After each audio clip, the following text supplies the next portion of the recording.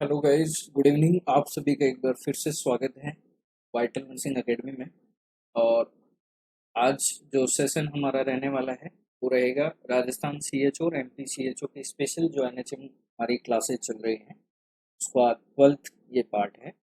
और जैसे कि प्रीवियस जो सीरीजें या सेशंस हुए हैं उनमें भी जो कम्युनिटी हेल्थ ऑफिसर्स के जो एग्ज़ाम हो चुके हैं और डेट्स वाइज, तो उनके रिपीटेड जो क्वेश्चंस हुए हैं वही इन सीरीज़ों में वापस फिर से उन्हीं सीरीज़ों को दोहराया जा रहा है। और कुछ नए क्वेश्चंस भी हैं जो सीएचओ से रिलेटेड हैं। और ऑब्वियसली जैसे मैंने पहले भी बताया है कि कम्युनिटी हेल्थ ऑफिसर्स हो या एनएचएम के स्टाफ नर्स के जो एग्ज़ाम होते हैं में ज़्यादातर मेजोरिटी जो है वो कुछ सब्जेक्ट की रही है, जैसे फंडा है, पीडिया है, ऑप्स है और कम्युनिटी है। ठीक है। और कुछ ट्विस्ट के लिए कुछ क्वेश्चंस जो है वो मतलब एमएसएन्स वगैरह के या फिर आउट जैसे रिसर्च हो गया, फार्मा हो गया, इस तरह के कुछ रखे जाते हैं जो बहुत ही ज़्यादा इम्पोर्टेंट हो जाता है। ठीक है। तो आज की सीरीज में भी कुछ ऐसे ही क्वेश्चंस उठाए हैं, कम्युनिटी से हैं, जॉब्स से हैं। मैं उम्मीद करता हूँ कि ये सेशंस जो है वो आपके लिए बहुत ही नॉलेजफुल रहेगा और आप काफ़ी कुछ सीख के जाएंगे। तो पूरा वीडियो ज़रूर देखें और वीडियो के एंड में आप अपना ओपिनियन ज़रूर दें। ठीक है। और अगर आपको क्लास अच्छी लगे तो लाइक एंड शेयर ज़रूर कीजिएगा। ठीक है। तो आज की क्लास अपन स्टार्ट करते हैं और आज की क्लास का पहला क्वेश्चन आपका ये रहा। सो फर्स्ट क्वेश्चन आज का आपका ये है, in Gobi of UNICEF O is use for.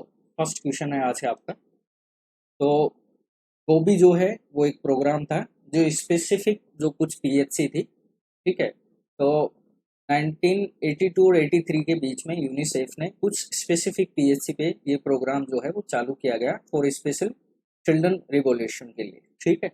तो गोबी ऑफ यूनिसेफ जो इंटरनेशनल एजेंसी है, ये आपसे पूछ रहे हैं कि गोबी वर्ड में जो ये ओ है ये किसके लिए यूज होता है। ठीक है। तो सबसे पहले मैं इंट्रो करता हूँ यूनिसेफ के बारे में। यूनिसेफ से आपसे क्या क्या क्वेश्चंस पूछे जा सकते हैं। यूनिसेफ से क्वेश्चंस आपसे पॉपुलर क्वेश्चंस जो हैं वो क्या पूछे जा सकते हैं। यूनिसेफ से पॉपुलर क्वेश्चंस आपसे पूछा जा सकता है, एक तो लॉन्चिंग इसका पूछा जा सकता है, लॉन्च कब हुआ था। तो आप सभी को याद रखना है 11 दिसंबर 1946, सेकेंड वर्ल्ड वॉर के बाद। फिर हेडक्वार्टर से आपसे क्वेश्चन पूछा जा सकता है। ठीक है। हेडक्वार्टर से अगर आपसे क्वेश्चन पूछे तो आपको याद रखना है न्यूयॉर्क, यूनाइटेड स्टेट। ठीक है, यूएस। फिर बात पूछ सकते हैं अभी के इनके सीईओ कौन है, तो आपको याद रखना है एट्थ अभी जो नंबर पे बने हैं वो है कैथरीन रसेल। Catherine Russell. ठीक है। फिर आपसे थीम पूछी जा सकती है, for every child every rights.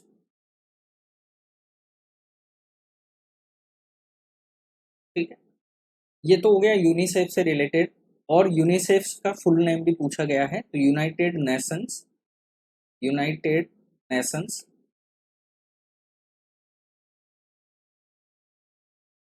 International,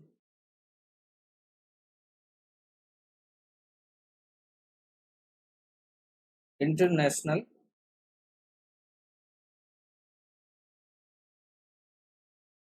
Children's Emergency Fund. ठीक है। ठीक है। और इंडिया में ये कब लागू, मतलब इंडिया में कब ये लॉन्चिंग हुआ था, तो 1949 में। ये याद रखना है, 3 साल बाद इंडिया में लॉन्च हुआ था। तो यूनिसेफ ने स्पेसिफिक पीएचसी पे पहले गोभी प्रोग्राम स्टार्ट किया। अब गोभी के बारे में बात कर लेते हैं। तो गोभी स्टार्ट हुआ है 1982 से 83 के बीच में। ठीक है। जिसमें जीफ का मतलब होता है growth monitoring, G for growth monitoring. ठीक है। अब ग्रोथ मॉनिटरिंग से क्वेश्चन क्या बन सकता है, ग्रोथ मॉनिटरिंग आप किससे चेक करते हैं, तो ग्रोथ चार्ट से करते हैं। किससे करते हैं, ग्रोथ चार्ट से, जिसका दूसरा नाम क्या है, road to health chart. Road to health chart याद रखना है, रोड टू हेल्थ चार्ट। ठीक है। ये आपको याद रखना है। क्वेश्चन आपसे क्या पूछा जा सकता है, रोड टू हेल्थ चार्ट को डिजाइन सबसे पहले किसने किया था, नॉट डेवलप। मेरा ध्यान से सुनिए, वर्ड क्या है, मैंने डिजाइन बोला है, नॉट डेवलप, ठीक है। तो डिजाइन किसने किया है, तो डेविड मोरले ने, जो आप सभी ने पढ़ रखा है, लेकिन इन्होंने इसको डेवलप नहीं किया था, इन्होंने इसको डिजाइन किया था। इसके बाद लेटर देन WHO ने इसको मॉडिफाई किया, WHO ने इसको क्या किया, मॉडिफाई किया, कुछ चेंजेस जो है इनमें देखने को मिले। बात कर लेते हैं, ठीक है, ये आपको याद रखना है। इंडिया में कौन सा ग्रोथ चार्ट जो है वो यूज होता है, तो वेट फॉर एज यूज होता है, वेट फॉर एज यूज होता है, याद रखना, ठीक है। अब बात कर लेते हैं गोभी के रिलेटेड, तो G4 ग्रोथ मॉनिटरिंग हो गया। O4 क्या होता है, यही आपसे क्वेश्चन पूछा गया है, तो O4 क्या होता है, oral rehydration, oral rehydration, oral rehydration, ठीक है। B4 क्या होता है, तो ब्रेस्ट फीड, B4 क्या है, ब्रेस्ट फीड, ठीक है। I4 क्या है, तो इम्यूनाइजेशन, I4 क्या है, इम्यूनाइजेशन, ठीक है। ये तो था जब 1982 में और 83 में जब यूनिसेफ ने गोभी को लॉन्च किया। उसके बाद में आपको याद रखना है, उसके बाद इसमें क्या ऐड हो गए, गोभी में 3F ऐड हो गए हैं, ठीक है। इस तरफ मैं लिख देता हूँ, गोभी के प्रोग्राम में बाद में लेटर देन 3F जो है वो ऐड हो गए हैं। अब ये 3F का मतलब क्या है, ये भी आपसे क्वेश्चन पूछा जा सकता है, ठीक है। तो 3F का मतलब क्या होता है तो 3F में आपको याद रखना है कि 3F में फर्स्ट F जो है इसका मतलब क्या होता है, female education, female education. Second F का मतलब क्या है, family spacing, family spacing. And last F का मतलब क्या है, तो लास्ट F का मतलब क्या है, फूड सप्लीमेंटेशन, फूड सप्लीमेंटेशन, ठीक है। तो आई थॉट है आई थिंक कि अपकमिंग एग्जाम्स में आपसे इस तरह के क्वेश्चंस पूछे जा सकते हैं, और वो भी एक प्रकार की कैंपेन थी, ये बात आपको याद रखना है, जो 1982 और 83 में कुछ स्पेसिफिक PHCs पे पहले चलाई गई, ताकि चाइल्ड के जो हेल्थ को रेगुलेशंस इनको जानना था, देन उसके बाद इसको पब्लिसाइज किया गया होल वर्ल्ड, ठीक है। ये बात आपको याद रखना है, ठीक है। तो आई थिंक आपको क्वेश्चन समझ में आ गया होगा, ठीक है। तो इस क्वेश्चन का आपका राइट आंसर क्या रहने वाला है, बी रहने वाला, ओके। नेक्स्ट क्वेश्चन देखते हैं। नेक्स्ट क्वेश्चन देखिए क्या है आपका, disposable of expire and cytological drugs, ये क्वेश्चन आपसे पूछा गया है। Disposable of expire and cytotoxic drugs is by, यानी एक्सपायर और साइटोटॉक्सिक जो ड्रग्स होती हैं, जो मेडिसिन होती हैं, उनको आप डिस्पोजल कैसे कर सकते हैं, ये ऑप्शन आपसे पास में है। सेपरेट लैंडफिल डिस्पोजल के माध्यम से आप कर सकते हो, म्युनिसिपल वेस्ट होता है ये, ऑटोक्लेव कर सकते हो, या फिर केमिकली आप इनको ट्रीट करने वाले हैं। किस मेथड से आप एक्सपायर और साइटोटॉक्सिक जो ड्रग्स होती हैं इनको आप डिस्पोज कर सकते हैं। तो इस क्वेश्चन का आपका राइट आंसर रहने वाला है, देखिए साइटोटॉक्सिक ड्रग कौन सी होती हैं, जो कैंसरस ड्रग्स होती है, यानी न्यूप्लास्टिक ड्रग्स है, एंटी न्यूप्लास्टिक जो ड्रग्स होती हैं,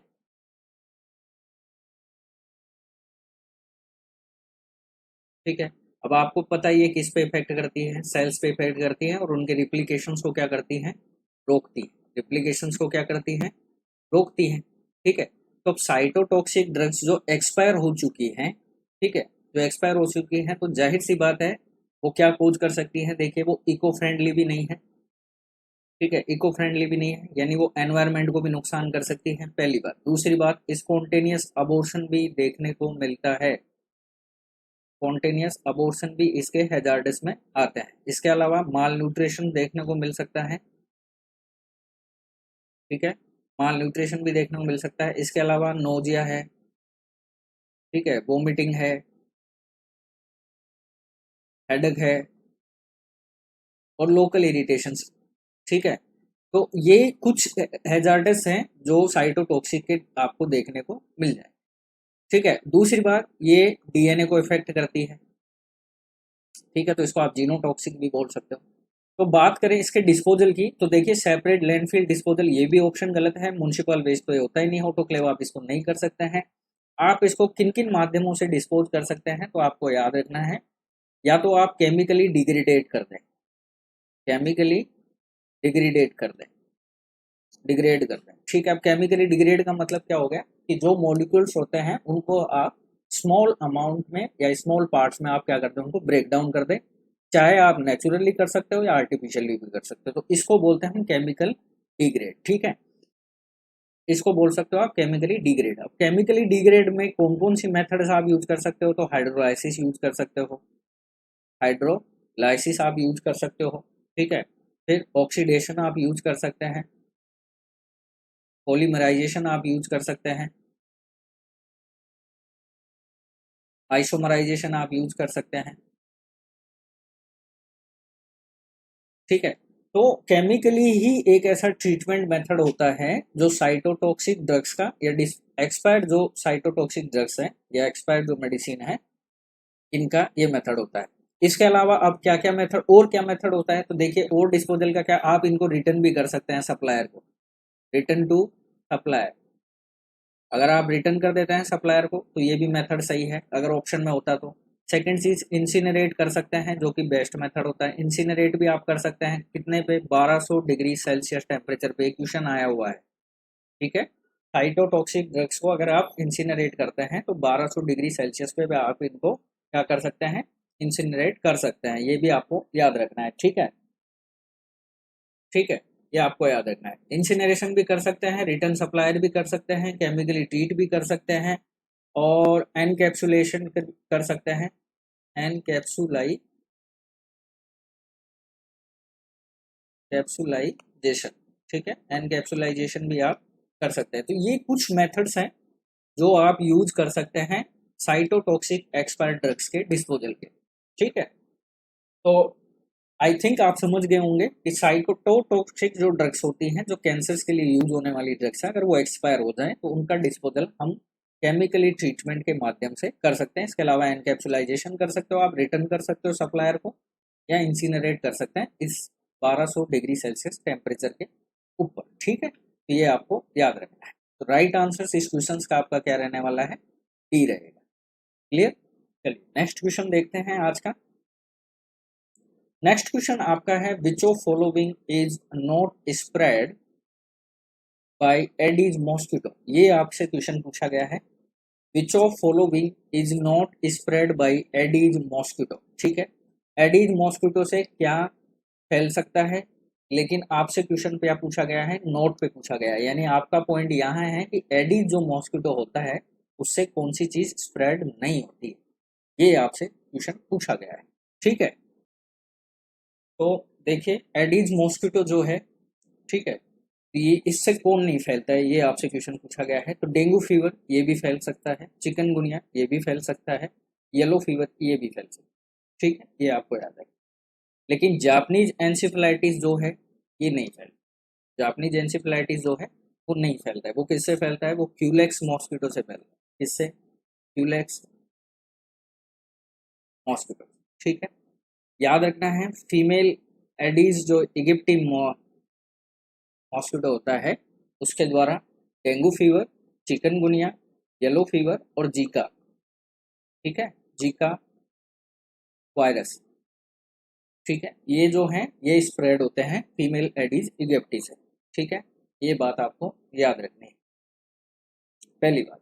दूसरी बात, इसको हम क्या बोलते हैं, तो टाइगर मॉस्किटो के नाम से भी ये जाना जाता है, टाइगर मॉस्किटो के नाम से भी ये जाना जाता है, ठीक है। सेकंड चीज आपसे पूछ सकते हैं कि इसकी बाइटिंग का टाइमिंग क्या रहता है, ठीक है, बाइटिंग टाइमिंग इसका क्या रहता है, तो आपको याद रखना है, after sunrise 2 hours and before 1 to 2 hours sunset, ठीक है। सनसेट से 1 से 2 घंटे पहले और सनराइज के 2 घंटे के तक जो है इसका बाइटिंग का पीरियड जो है वो मोस्टली रहा है डेंगू, ठीक है, ये आपको याद रखना है। फिर बात कर लेते हैं कि डेंगू फीवर से रिलेटेड देखिए, तो डेंगू फीवर जो है इसका पॉजिटिव एजेंट के बारे में मैं आपको बताऊं। ठीक है, तो आपको याद रखना है कि yellow fever, chikungunya, sorry yellow fever, dengue fever, ठीक है, और जैपनीज एंसेफेलाइटिस, ठीक है, तो इन, सॉरी डेंगू फीवर और येलो फीवर, ठीक है, दोनों की ही जो फैमिली है वो फ्लैवी वायरस की है। ठीक है, फ्लैवी वायरस की है, यानी आप बोल सकते हो टोगा विरिडी। ये भी क्वेश्चंस पूछा गया है, टोगा विरिडी। ठीक है, अब बात करें इसके एजेंट की, तो डेंगू फीवर का जो एजेंट है वो है अर्बो वायरस। इस नाम से आता है अर्बो वायरस। ठीक है, लेकिन इसकी सीरोटाइप्स होती हैं, कितनी सीरोटाइप्स हैं डेंगू की? 4 सीरोटाइप्स। कितनी है? 4 हैं। DEN1, ठीक है, 2, 3 एंड 4। ठीक है, अब इंपॉर्टेंट क्वेश्चंस यहाँ से मैं आपको बताता हूँ, इससे रिलेटेड क्वेश्चंस आपसे पूछा जाता है, इसकी वैक्सीन पे पूछा जा सकता है। वैक्सीन कौन सी है इसकी? डेंगा वैक्सिया। ठीक है, डेंगा वैक्सिया लाइव रिकम्बेंट टेट्रावेलेंट वैक्सीन, याद रखना है। ठीक है, लाइव रिकम्बेंट टेट्रावेलेंट वैक्सीन है, ये आपसे क्वेश्चन याद रखना है। ठीक है, सेकंड चीज आपसे इसमें पूछा जा सकता है, इसके स्ट्रैन के ऊपर क्वेश्चन पूछा जा सकता है कि इसमें कौन सा स्ट्रैन प्रेजेंट है। तो आपको याद रखना है इसमें जो स्ट्रैन प्रेजेंट है वो है CYD-TDV। टाइमिंग आपसे पूछे तो आपको याद रखना है, टाइमिंग आप इसको कब से कब तक दे सकते हैं, तो आपको याद रखना है 9 ईयर से लेके 45 साल तक के ईयर तक के कैंडिडेटों को आप ये दे सकते हैं। और कब कब दे सकते हैं, तो आपको याद रखना है 0 मंथ पे दे सकते हैं, सॉरी 1 ईयर के कोर्स में देनी होती है। तो पहले तो 0 पे देंगे, फिर देंगे आप 6 मंथ पे, और फिर देंगे आप 12 मंथ। ठीक है, यानी 1 ईयर का ये कोर्स आपको देना होता है। ठीक है, 0 मंथ पे, 6 मंथ पे और 12 मंथ पे 9 ईयर से 45 ईयर तक को आप डेंगा वैक्सीन दे सकते हैं, जो कि एक प्रकार की लाइव रिकमेंड टेट्रावेलेंट वैक्सीन है। ये बात आपको याद रखना है। और CYD-TDV जो है वो इसका स्ट्रैंड है। ये क्वेश्चन जो है वो बहुत इंपॉर्टेंट है, याद रखना है। ठीक है, चिकनगुनिया का जो वायरस है वो RNA वायरस होता है, ये क्वेश्चन भी आया हुआ है।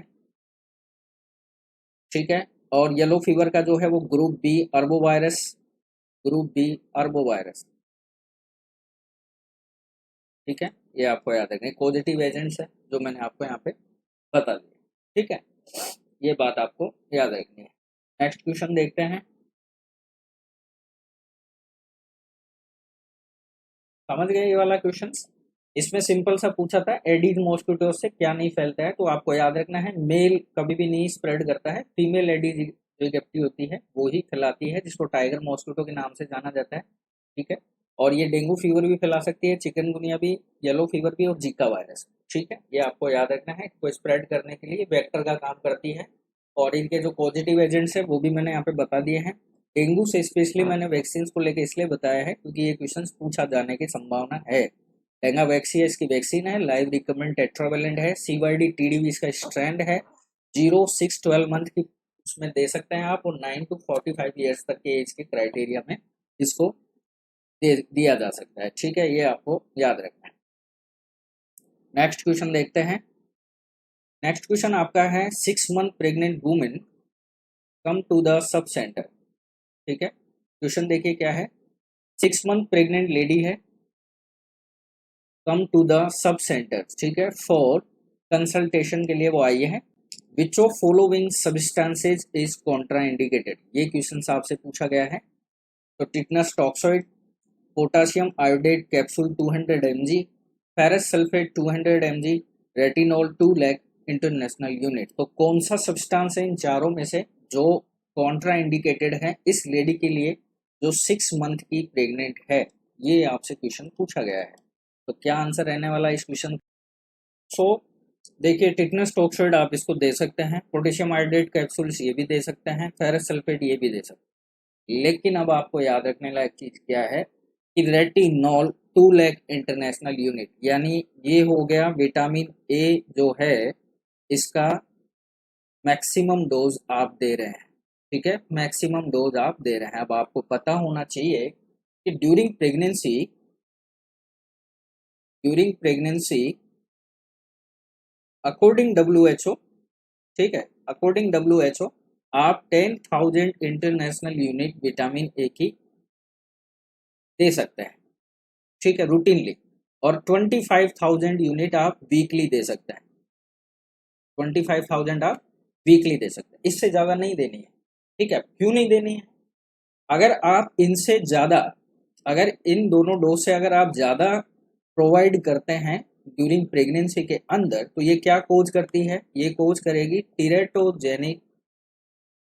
टीरेटोजेनिक इफेक्ट, ठीक है, या फिर आप बोल सकते हो इसको टीरेटोजेनिक टॉक्सिसिटी। ठीक है, अब प्रेगनेंसी के अंदर यहाँ पे कितनी यूनिट दी जा रही है? 2 लाख यूनिट दी जा रही है। इसका मतलब है कि ये तो टीरेटोजेनिक कंफर्म है कि बच्चे को होगा ही होगा। क्या कोज कर सकता है वो? जैसे स्पाइना बाइफिडा कोज कर सकता है, ठीक है, स्पाइना बाइफिडा कोज कर सकता है, माइक्रोटिया किया कर सकता है, माइक्रोटिया यानी लो सेट ईयर्स, ठीक है, लो सेट ईयर्स जिसको माइक्रोटिया बोलते हैं। ठीक है, इसके अलावा क्या कर सकता है? क्लेफ्ट पैलेट कर सकता है। क्या कर सकता है? क्लेफ्ट पैलेट कर सकता है, ठीक है, या फिर डिफॉर्मिटी ऑफ लिम्स। ये आपको किस में देखने को मिलेंगे?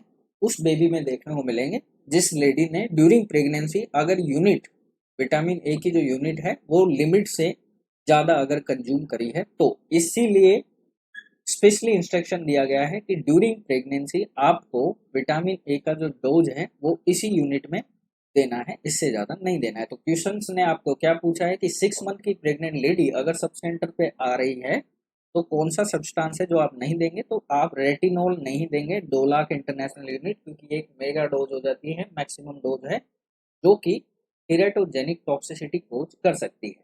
ठीक है, तो राइट आंसर से इस क्वेश्चन का आपका क्या रहने वाला है? डी रहेगा। क्लियर? चलिए नेक्स्ट क्वेश्चन देखते हैं। नेक्स्ट क्वेश्चन आपका है elements of primary health care, elements of primary health care are the following except, आपसे क्वेश्चन पूछा गया है, यानी नीचे दिए गए ऑप्शंस में से आपके 3 एलिमेंट्स जो हैं वो प्राइमरी हेल्थ सेंटर से रिलेटेड हैं, सिवाय एक को छोड़ के। अब वो कौन सा है? देखिए, हेल्थ एजुकेशन है, इंटरसेक्टोरल कोऑर्डिनेशन है, कॉस्ट इफेक्टिवनेस है, और प्रोविजन ऑफ एसेंशियल ड्रग्स। तो प्राइमरी हेल्थ सेंटर के वो कौन कौन से एलिमेंट्स हैं जो इंक्लूडेड हैं सिवाय एक के? वो एक्सेप्ट आपका आंसर सही होगा। तो क्या आंसर रहने वाला है इस क्वेश्चन का? सो देखिए, अब ये क्या पूछ रहा है आपसे? प्राइमरी हेल्थ केयर के एलिमेंट्स पूछ रहा है, ठीक है। तो देखिए, प्राइमरी हेल्थ केयर के एलिमेंट्स क्या क्या होता है? तो हेल्थ एजुकेशन भी होता है, इंटरसेक्टोरल कोऑर्डिनेशन ये भी होता है, प्रोविजन ऑफ एसेंशियल ड्रग ये भी होता है, लेकिन कॉस्ट इफेक्टिवनेस जो ऑप्शन है ये यहाँ पे आंसर आपका गलत है, ठीक है। अब बात करते हैं जैसे प्राइमरी हेल्थ केयर के बारे में। तो प्राइमरी हेल्थ केयर क्या है? एक प्रकार की एसेंशियल हेल्थ केयर है, एक प्रकार की एसेंशियल हेल्थ केयर है, ठीक है, जो अकॉर्डिंग WHO मैं आपको बता रहा हूँ एसेंशियल हेल्थ केयर है, जो कि एक्सेसिबल होनी चाहिए टू इंडिविजुअल, ठीक है, टू इंडिविजुअल, यानी जिस भी कम्युनिटी के इंडिविजुअल्स हैं, किसी भी कंट्री के हों या किसी भी एरिया के जो भी इंडिविजुअल्स हैं, उनको एसेंशियल हेल्थ केयर मिलना, एक्सेसिबल होना, ये बहुत जरूरी है। ये किसका कॉन्सेप्ट है? WHO का है, अकॉर्डिंग सॉरी किसके अंदर? प्राइमरी हेल्थ केयर के अंदर, ठीक है। ये बात आपको याद रखना है। और इसकी जो कॉस्ट है वो कौन अफोर्ड करे? कंट्री अफोर्ड करे या फिर जो है वो कम्युनिटी अफोर्ड करे, गवर्नमेंट के थ्रू जो भी है।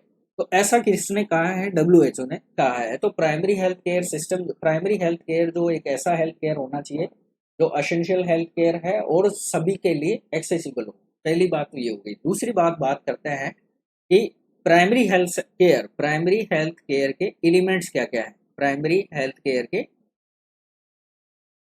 एलिमेंट्स क्या क्या है? ठीक है, एलिमेंट्स क्या क्या है? ठीक है, तो क्या क्या है प्राइमरी हेल्थ केयर के एलिमेंट्स? तो देखिए, मैं आपको बताता हूँ प्राइमरी हेल्थ केयर के एलिमेंट्स क्या क्या हैं। तो देखिए, बात करते हैं सबसे पहले एजुकेशन,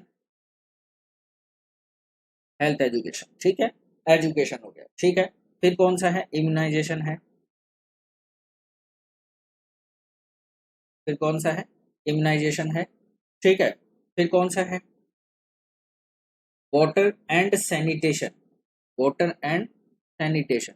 याद रखना है, क्वेश्चंस फंस सकता है, ठीक है। इसीलिए आज की स्पेशल सीरीज और आगे आने वाली अब जो स्पेशल सीरीज है वो आपके एनएचएम्स और सीएचओ जो कि एग्जाम्स आ रही है, राजस्थान सीएचओ का है, एमपी सीएचओ का है, यूके सीएचओ की भी वैकेंसी आ गई है, ठीक है। तो सीएचओ वैकेंसी के लिए ये जो सीरीज है वो बहुत ही यूजफुल रहने वाली है, तो आप जरूर इसे शेयर करें और आप खुद भी पूरा वीडियो जरूर देखें, ठीक है। एजुकेशन हो गया, इम्यूनाइजेशन हो गया, वाटर सैनिटेशन हो गया। इसके बाद कौन सा एलिमेंट्स है, न्यूट्रिशन एलिमेंट्स होता है, ठीक है, न्यूट्रिशन प्रोवाइड करना। फिर कौन सा आ सकता है आपका, फिर आता है maternal and child health, maternal and child health, okay. फिर कौन सा आ सकता है, फिर आएगा आपका प्रिवेंशन ऑफ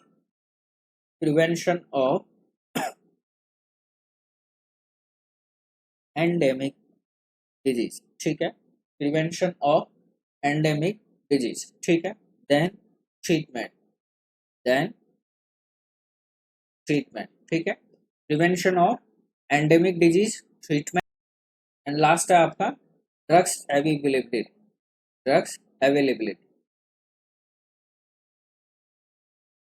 ठीक है। तो अब आप देख लीजिए ये जितने एलिमेंट्स मैंने आपको बताए, जितने भी एलिमेंट्स मैंने आपको बताए, जैसे एजुकेशन है, इम्यूनाइजेशन है, वाटर सैनिटेशन है, न्यूट्रिशन है, मैटरनल चाइल्ड हेल्थ है, प्रिवेंटिव एंडेमिक डिजीज है, ट्रीटमेंट है और ड्रग्स अवेलेबिलिटी, ये सारी प्राइमरी हेल्थ केयर के क्या होते हैं, एलिमेंट्स होते हैं, जो कि या आप इनको ये बोल सकते हो, पिलर भी बोल सकते हो, ठीक है, एज ए पिलर भी बोल सकते हो, ठीक है। तो सारे ऑप्शंस आप देख लीजिए, इनमें से एक ही ऑप्शन ऐसा है कॉस्ट इफेक्टिवनेस, जो प्राइमरी हेल्थ केयर के एलिमेंट्स में नहीं आता, इसलिए यही ऑप्शन आपका क्या होने वाला है, सही होने वाला है, कि क्वेश्चन ने भी आपको फाइनली एक्सेप्ट पूछा है, ठीक है, जो इनमें से नहीं है तो वो आपका आंसर होगा। हेल्थ एजुकेशन भी है, इंटरसेक्टोरल कोऑर्डिनेशन होना चाहिए और प्रोविजन एसेंशियल ड्रग्स जो है वो वहां पे प्रेजेंट होनी चाहिए, ठीक है। नेक्स्ट क्वेश्चन देखते हैं,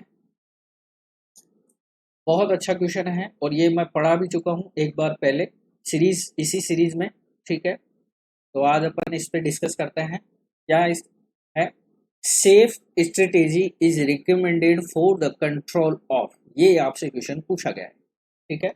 सेफ स्ट्रेटेजी जो है वो रिकमेंड की गई है किसके लिए या किसके कंट्रोल के लिए, ये आपसे क्वेश्चन पूछा गया है। तो क्या आंसर रहने वाला है, देखिए, ट्रैकोमा, ग्लूकोमा, डायबिटिक रेटिनोपैथी या कैटेरेक्ट, ठीक है, ये आपसे क्वेश्चन पूछा गया है।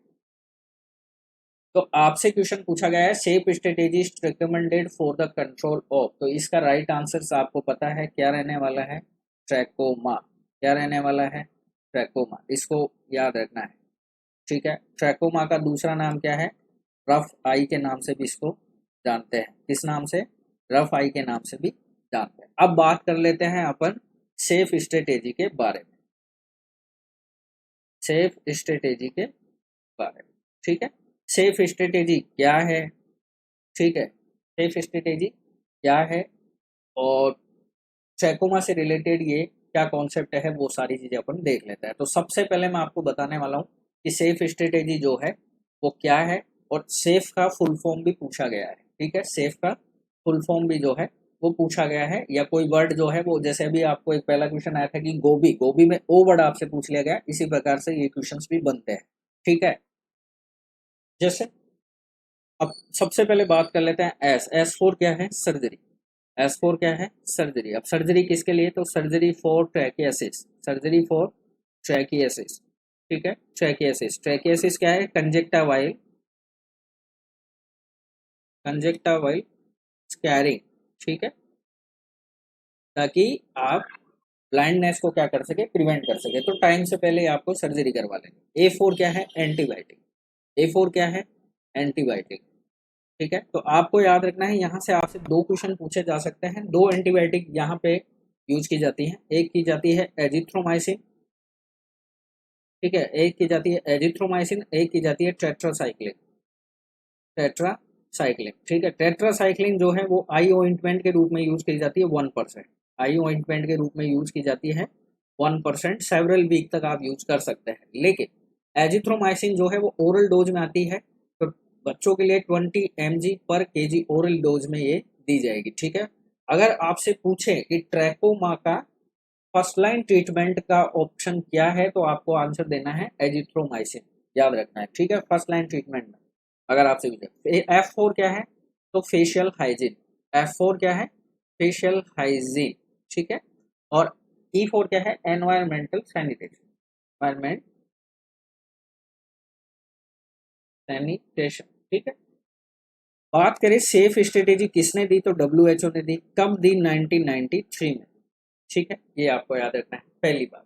सेकंड चीज आपको याद रखना है कि कम्युनिटी इंटरवेंशंस के बेस के ऊपर ब्लाइंडनेस को कम किया जाए, इस इन्फेक्शियस डिजीज की वजह से, ट्रैकोमा के, इस वजह से WHO ने सेफ स्ट्रेटेजी को लॉन्च किया, ठीक है।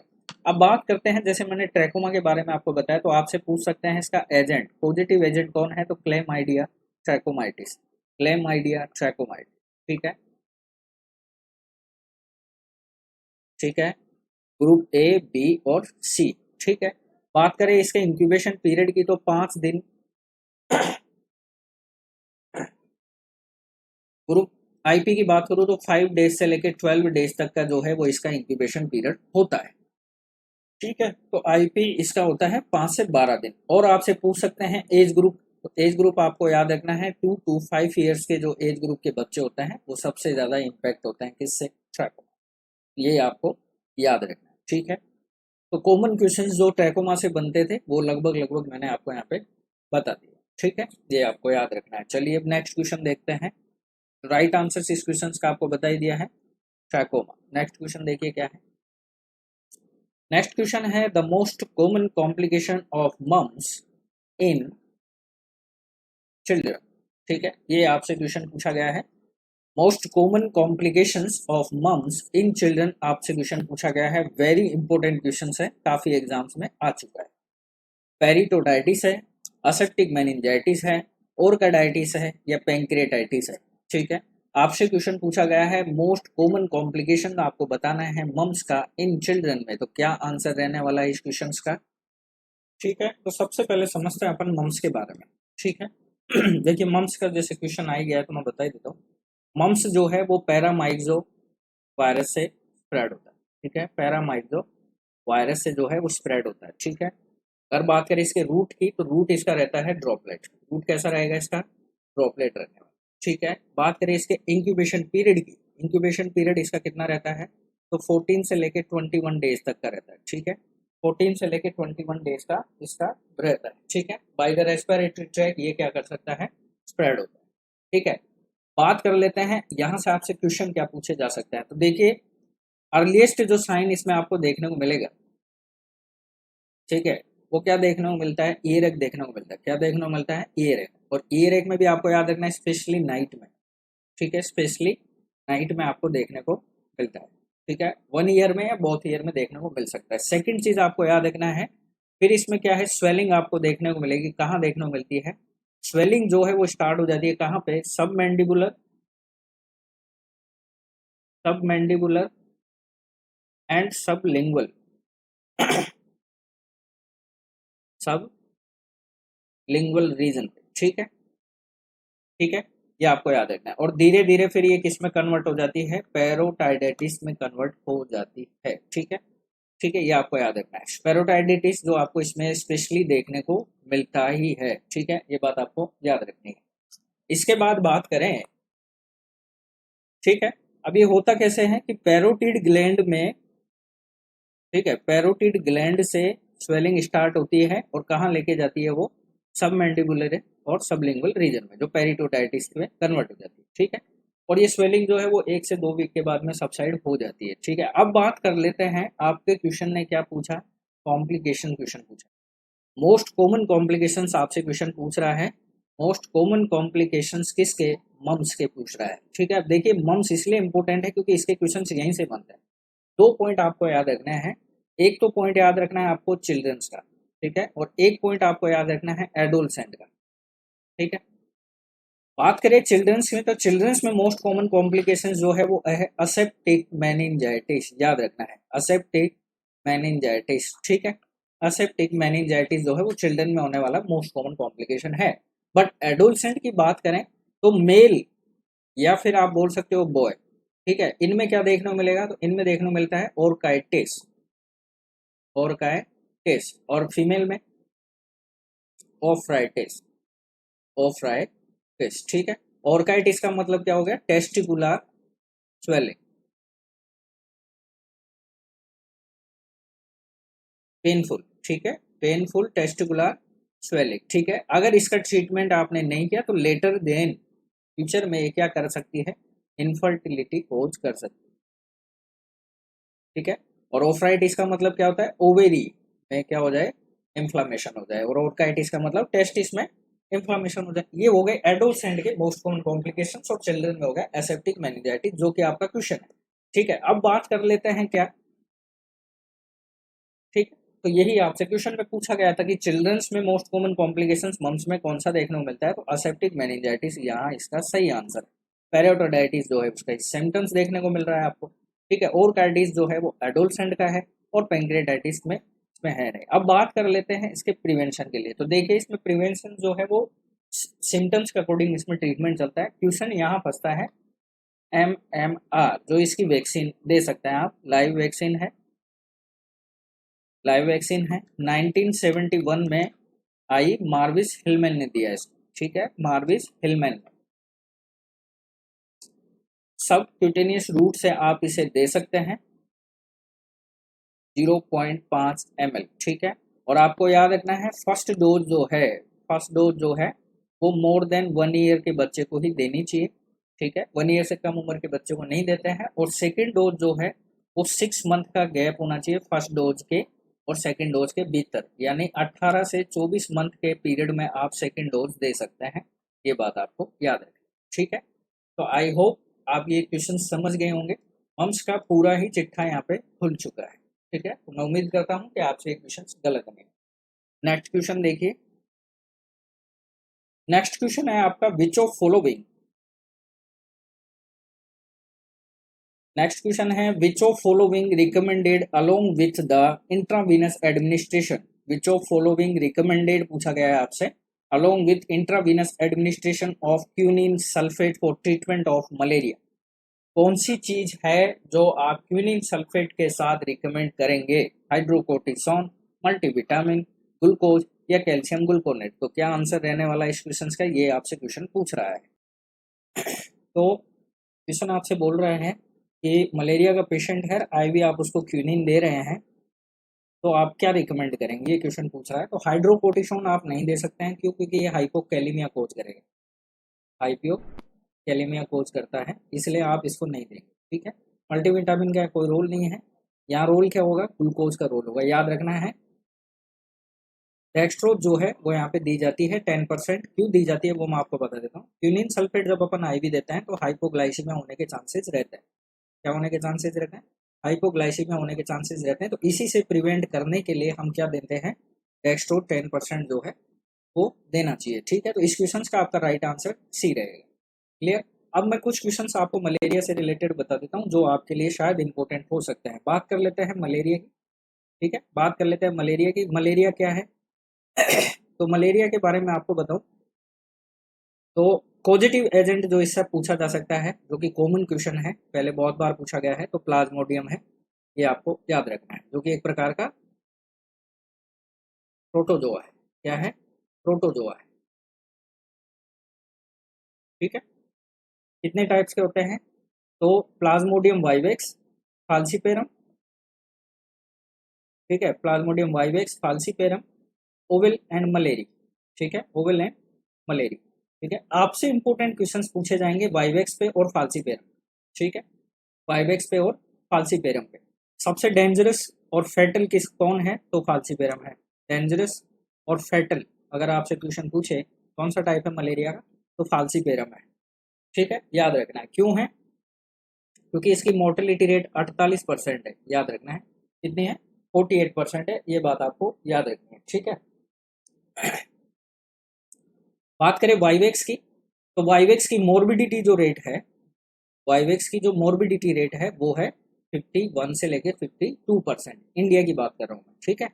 ठीक है, ये बात आपको याद रखनी है। अब बात कर लेते हैं इसके वेक्टर की, इसके वेक्टर की। तो वेक्टर कौन सा है इसका? तो एनोफिलीज। कौन है? एनोफिलीज, फीमेल एनोफिलीज, याद रखना है, ठीक है। ये आपको याद रखना। अब यहाँ से भी आपसे दो क्वेश्चन पूछे जा सकते हैं कि रूरल एरिया के लिए तो कौन सी एनोफिलीज इंपॉर्टेंट है और अर्बन एरिया के लिए कौन सी एनोफिलीज जो है वो इंपॉर्टेंट है। ये क्वेश्चन पूछा गया है कि कौन सी टाइप्स की एनोफिलीज जो मलेरिया की है वो रूरल एरिया के लिए इंपॉर्टेंट होती है और कौन सी जो है वो अर्बन के लिए इंपॉर्टेंट है, ठीक है। तो याद रखना है रूरल के लिए कौन सी होती है, तो क्यूलिसीफेसिस, क्यूलिसीफेसिस, ठीक है, याद रखना है। और यहाँ के लिए स्टीफेन सी, स्टीफेन सी, ठीक है। स्टीफेन सी जो है वो एनोफिलीज की जो कैटेगरी है या फिर जो वेक्टर है एनोफ्लीज का स्टेफेंसिस, ये अर्बन एरिया में मलेरिया के लिए जिम्मेदार है और रूरल के लिए क्यूलिफेसिस जो है वो जिम्मेदार है, ठीक है। ये बात आपको याद रखनी है। अब बात कर लेते हैं इंक्यूबेशन पीरियड की। इंपॉर्टेंट इंक्यूबेशन पीरियड आपसे किसका पूछा जा सकता है वो मैं आपको बता देता हूँ। तो आपसे लगभग सबके बता देता हूँ जिससे आपके क्या है क्वेश्चंस जो है वो क्लियर हो जाएंगे, ठीक है। ओविल और मलेरी,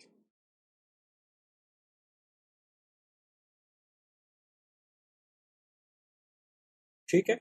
तो देखिए बात करते हैं प्लाज्मोडियम वाइवेक्स के इंक्यूबेशन पीरियड की। तो 8 से लेके 7 डेज, एवरेज देखें तो 14 दिन का इसका इंक्यूबेशन पीरियड होता है, ठीक है। फिर बात कर लेते हैं फाल्सीपेरम की। प्लाज्मोडियम फाल्सीपेरम का जो है वो 9 से लेके 14 डेज तक का, एवरेज देखें तो 12 दिन का होता है, ठीक है। फिर बात करते हैं ओवल की। ओवल का कितना होगा, तो 18 से लेके 40 डेज, 18 से लेके 14 डेज तक, एवरेज देखें तो 28 डेज का रहेगा, 28 डेज का रहेगा, ठीक है। और मलेरी की बात करें, प्लाज्मोडियम मलेरी की बात करें तो प्लाज्मोडियम मलेरी का कितना रहता है, तो 16 से लेके 18 डेज तक, एवरेज देखें तो 17 दिन आप मान सकते हैं, ठीक है। अब यहाँ से क्वेश्चन आपसे क्या पूछा जा सकता है, स्मॉलेस्ट अगर इंक्यूबेशन आपसे पूछे तो आपको याद रखना है प्लाज्मोडियम फाल्सीपेरम। स्मॉलेस्ट अगर आपसे क्वेश्चन पूछे तो आपको याद रखना है प्लाज्मोडियम फाल्सीपेरम। और अगर आपसे क्वेश्चन पूछे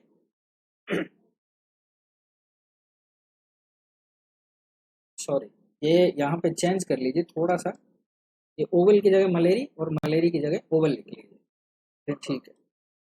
लार्जेस्ट किसका होता है, मलेरी का होता है, ठीक है। ये तो हो गया shortest incubation period. Shortest incubation period किसका होता है, प्लाज्मोडियम फाल्सीपेरम का। और लार्जेस्ट किसका होता है, तो प्लाज्मोडियम मलेरी का, प्लाज्मोडियम मलेरी का, ठीक है। और ये आपकी बच गई ओवल, ये आपका हो गया ओवल, ठीक है। अब बात कर लेते हैं यहाँ पे इंपॉर्टेंट क्वेश्चंस और क्या हो सकते हैं। तो देखिए आपको याद रखना है इंक्यूबेशन जो पीरियड होता है ना मलेरिया का, वो डिपेंड करता है इरिथ्रोसाइट फेज पे, इरिथ्रोसाइटिक फेज पे डिपेंड करता है, ठीक है। अब आपसे क्वेश्चन क्या पूछ सकते हैं, प्लाज्मोडियम की वो कौन सी स्टेज होती है, प्लाज्मोडियम की वो कौन सी स्टेज होती है जो प्लाज्मोडियम स्टेज वो कौन सी है जो ह्यूमंस में ट्रांसफर होती है, ठीक है, जो ह्यूमंस में ट्रांसफर होती है। या फिर आपसे पूछ लें इन्फेक्टिव प्लाज्मोडियम स्टेज वो कौन सी होती है। दोनों का एक ही आंसर है, स्पोरोजोइट्स। दोनों का एक ही आंसर है, क्या है, स्पोरोजोइट्स, याद रखना है, ठीक है, स्पोरोजोइट्स। सेकंड क्वेश्चन मैं आपको बताता हूँ, मलेरिया में कौन सा ऑर्गन होता है जो सबसे ज्यादा इफेक्ट होता है, तो आपको याद रखना है स्प्लीन। कौन सा इफेक्ट होता है, स्प्लीन, ये भी आपको याद रखना है, ठीक है, ये आपको याद रखना है, क्लियर। फिर बात करते हैं इसके सिम्टम्स की। तो सिम्टम्स में आपको पता है इसमें कौन कौन सी स्टेज होती है, कोल्ड स्टेज होती है, फिर हॉट स्टेज होती है, ठीक है, और फिर कौन सी होती है, कोल्ड बोल सकते हो आप या इसको शिवरिंग भी बोल सकते हो, शिवरिंग भी बोल सकते हो, ठीक है। और फिर होती है लास्ट वाली स्वेटिंग स्टेज। ये तो कौन सी होती है, स्वेटिंग स्टेज। कोल्ड स्टेज की मैं बात करूँ तो कितनी होती है, 15 मिनट से लेके 1 आवर तक, 15 मिनट से लेके 1 आवर तक, याद रखना है। एक क्वेश्चन और पूछा जा सकता है, प्लाज्मोडियम वाइवेक्स में सबसे ज्यादा आपको शिवरिंग देखने को मिलती है, ये भी आपको याद रखना है। प्लाज्मोडियम वाइवेक्स में जो है वो सबसे ज्यादा आपको शिवरिंग देखने को मिलेगी कंपेरिजन टू फाल्सीपेरम या मलेरी ओवल के, ठीक है। बात कर लेते हैं अपन हॉट स्टेज की, बात कर लेते हैं हॉट स्टेज की। तो हॉट स्टेज में आप सभी को पता है इसमें टेम्परेचर जो है वो क्या होने वाला है, इंक्रीज होने वाला है। कितना हो जाएगा, 103 से लेकर 105 तक जो है वो राइज आपको देखने को मिलता है, ठीक है। अब बात कर लेते हैं हॉट स्टेज की। हॉट स्टेज आपको कितने समय तक देखने को मिलेगी, तो आपको याद रखना है 2 to 6 आवर्स तक जो है वो देखने को मिलती है, और स्वेटिंग देखने को मिलती है 2 to 4 आवर तक, ठीक है, ये आपको याद रखना है, जो सिम्टम्स आपको यहाँ पे देखने को मिल जाएंगे। क्लियर। अब बात कर लेते हैं इसके ट्रीटमेंट की। देखिए ट्रीटमेंट से क्वेश्चन था तो ट्रीटमेंट पे ही बात कर लेते हैं। तो आपको याद रखना है, प्लाज्मोडियम में वाइवेक्स की बात करूं, ठीक है, प्लाज्मोडियम में वाइवेक्स की बात करूं तो इसमें दो ड्रग्स देते हैं, एक देते हैं प्रीमाक्विन, एक देते हैं प्रीमाक्विन, एक देते हैं प्रीमाक्विन, एक देते हैं क्लोरोक्विन। एक देते हैं प्रीमाक्विनिन और एक देते हैं, ठीक है, और क्लोरोक्विन, और क्लोरोक्विन, ठीक है। अब देखिए यहाँ पे इंपॉर्टेंट क्या है, वाइवेक्स में आपको क्या याद रखना है, 14 दिन तक ये ट्रीटमेंट चलता है। कितने दिन तक? 14 दिन तक चलता है, ठीक है। अब प्रीमाक्विन की मैं बात करूं तो किस केस में आप इसको कॉन्ट्रा इंडिकेटेड रखेंगे, ये क्वेश्चन आपसे पूछा जा सकता है। तो याद रखना है, प्रेगनेंसी में आप इसको नहीं दे सकते हैं, ठीक है, इन्फेंट में नहीं दे सकते हैं बिलो 1 ईयर में, ठीक है, और G6PD डेफिशिएंसी वाले डिसऑर्डर वाले को भी आप ये नहीं दे सकते हैं, ये बात आपको याद रखना है। डेफिशिएंसी जिसको है डिसऑर्डर वाले को ये नहीं दे सकते हैं। बात करते हैं प्लाज्मोडियम वाइवेक्स, अगर प्रेगनेंसी लेडी को हो गया तो इसको आप कौन सी डीओसी देंगे, तो क्वेश्चन याद रखना है, प्लाज्मोडियम वाइवेक्स में प्रेगनेंसी में अगर आपको डीओसी देनी है तो क्लोरोक्विन देनी है, कितनी देनी है, 10 mg पर kg के हिसाब से आप दे सकते हैं, जो कि क्वेश्चन इसका राइट है। क्लियर है, ये आपको याद रखना है। बाकी मैंने बता ही दिया है कि क्विनिन जो है वो हाइपोग्लाइसीमिया कोज करती है, इसलिए आपको ग्लूकोज साथ में देना है। बात कर लेते हैं अपन प्लाज्मोडियम फाल्सीपेरम, प्लाज्मोडियम फाल्सीपेरम की, ठीक है। प्लाज्मोडियम फाल्सीपेरम में कौन सी देते हैं, आर्टिसुनेट कॉम्बिनेशन थेरेपी देते हैं, ठीक है, आर्टिसुनेट कॉम्बिनेशन थेरेपी देते हैं। तो इसमें कौन कौन सी ड्रग्स यूज की जाती हैं, तो सल्फाडॉक्सिन देते हैं, सल्फाडॉक्सिन देते हैं, पायरामिथामाइन देते हैं, मिथामाइन देते हैं, ठीक है, और प्रीमाक्विन देते हैं, प्रीमाक्विनिन देते हैं, ठीक है, ये आपको याद रखना है। लेकिन अगर मान के चलिए कि प्रेगनेंसी में प्लाज्मोडियम फाल्सीपेरम हो गया तो यहाँ पे आप कौन सी ड्रग्स देने वाला है, तो याद रखना है, प्रेगनेंसी की बात करें, प्रेगनेंसी की बात करें कि प्रेगनेंसी में प्लाज्मोडियम फाल्सीपेरम में कौन सी डीसी दी जाएगी, तो क्विनिन दी जाएगी। याद रखना है, कौन सी दी जाती है, क्विनिन दी जाती है, ये बात आपको याद रखनी है। कौन सी दी जाती है, क्विनिन दी जाती है, ठीक है, ये बात आपको याद रखनी है। कितनी दी जाती है, 10 mg पर kg TDS दी जाएगी, ठीक है। कब तक दी जाती है, 7 डेज तक दी जाती है, ठीक है, ये आपको याद रखना है। अब बात कर लेता हूँ, एक क्वेश्चन और पूछा जा सकता है, वो पूछा जाता है एनुअल पैरासाइट इंडेक्स पे, एनुअल पैरासाइट इंडेक्स पे, API।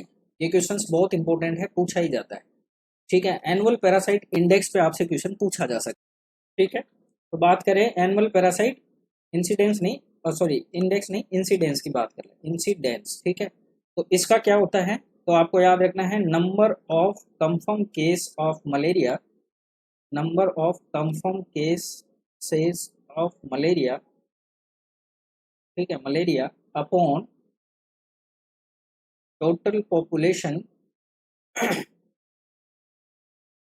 Total population under surveillance, under surveillance, multiply कर देंगे आप इसको 1000 के साथ, ठीक है। तो ये क्या हो जाएगी, रेट में काउंट हो जाएगी, ठीक है। अब आपको याद रखना है, API अगर मोर देन 2 आए या इसके इक्वल आए तो आपको करना क्या है, आपको याद रखना है, आपको क्या करना है, रेगुलर उस एरिया में आपको क्या करना है, regular spray, regular spraying and promote active surveillance, promote करना है आपको एक्टिव सर्विलेंस, ये आपको याद रखना है। ये क्वेश्चंस बहुत इंपॉर्टेंट है और पूछा जाता है, ठीक है। और ये आपको याद रखना है, मॉडिफाई जो प्लान ऑफ ऑपरेशन आया था उसके अंदर ये आए हैं। एनुअल पैरासाइट इंडेक्स आया है, annual blood examination rate I है, ABER जिसको बोलते हैं अपन, ABER annual blood examination rate, ठीक है। और एक आया था SPR स्लाइड पॉजिटिव रेट, ठीक है। तो API स्लाइड पॉजिटिव रेट और ABR ये आपको याद रखना है, एनुअल ब्लड एग्जामिनेशन रेट और ये है स्लाइड पॉजिटिव रेट, ठीक है। तो ये सब किस में आए हैं, मोड ऑफ ऑपरेशन में आए हैं, ये बात आपको याद रखना है। और ये मलेरिया की जो इफिशिएंसी है या वर्कर्स जो हेल्थ केयर वर्कर्स होते हैं उनकी इफिशिएंसी को पता करने के लिए ये चीज़ें की जाती है, ठीक है। तो आई होप आपको जितना आज समझाया है वो आपके समझ में आया हो, और मलेरिया से रिलेटेड जितने क्वेश्चंस आपके बनते थे वो लगभग मैंने कोशिश तो की है समझाने की, और वो इसीलिए मैंने समझाने की कोशिश करी ताकि आपके एक ही क्वेश्चंस में शायद ये हो सकता है सारा प्रॉब्लम जो है वो सॉल्व हो गया हो, और मैं उम्मीद करता हूँ कि यहाँ से आपके काफ़ी क्वेश्चंस जो हैं वो आने वाले एग्जाम्स में आएंगे। ठीक है, तो आज की वीडियो को अपन यहीं फिनिश करते हैं। आप सभी जितने भी कैंडिडेट जिन्होंने वॉच करी है उन सभी को स्पेशली वाइटल नर्सिंग एकेडमी की तरफ से बहुत बहुत धन्यवाद। मैं उम्मीद करता हूं कि आज की क्लासेस जो 12th क्लास थी आपने काफ़ी एंजॉय की होगी, और एंजॉय करने के साथ साथ आप सभी से मेरी एक ही रिक्वेस्ट है, क्लास को ज़्यादा से ज़्यादा कैंडिडेट जो एग्ज़ाम दे रहे हैं, जो नहीं दे रहे हैं, जो पढ़ रहे हैं, सबको आप शेयर करें। ठीक है, अपना ओपिनियन आप ज़रूर दें। ओपिनियंस मेरे लिए और मेरी क्लासेस के लिए और वाइटल नर्सिंग एकेडमी के लिए काफ़ी हेल्पफुल रहेगा। और राजस्थान CHO और MP CHO के बैच को आप ज्वाइन कर सकते हैं। ठीक है, उससे ज्वाइन करने के लिए आप हमारे एप्लीकेशंस को डिस्क्रिप्शन में लिंक दिया हुआ है उससे डाउनलोड कर सकते हैं। टेलीग्राम चैनल पे आप जुड़ जाइए, वहाँ पे एम्स, नॉर्सेट, DSSB, ASIC, RRB इनसे रिलेटेड MCQs डेली बेसिस पे एनोनिमस क्विज के रूप में डाले जाते हैं। वो आप देंगे तो आपका काफ़ी जो नॉलेज है वो रेशनल वाइज वहाँ पे डाले जाते हैं, इसलिए आपको सोल्व होगा। कोई क्यूरी हो तो आप वहाँ पे डिस्कस भी कर सकते हैं। एंड फर्दर मैं आपको बताना चाहूँ कि जो एम्स नोट सेट्स के लिए स्पेशल जो सीरीज मैं जब स्टार्ट करने वाला हूँ वो करूँगा मैं जैसे ही ये CHO का एग्ज़ाम पूरा हो जाता है उसके बाद हम उसी पे फोकस करेंगे। तो वो स्टूडेंट्स भी फोकस रखिए। और स्पेशली जो IKDRC के कमेंट्स आ रहे थे, तो IKDRC ने प्रीवियस कल ही यस्टरडे रिजल्ट जो है वो जारी कर दिया गया है। उम्मीद है स्टाफ नर्स का रिजल्ट भी जो है वो जल्दी ही रिलीज हो। तो आप सभी को वाइटल नर्सिंग एकेडमी की तरफ से good luck, keep watching videos, and फिर मिलते हैं नेक्स्ट सेशन 12th में, सॉरी 13 में। तब तक के लिए अपना ध्यान रखिए। जय हिंद, जय भारत।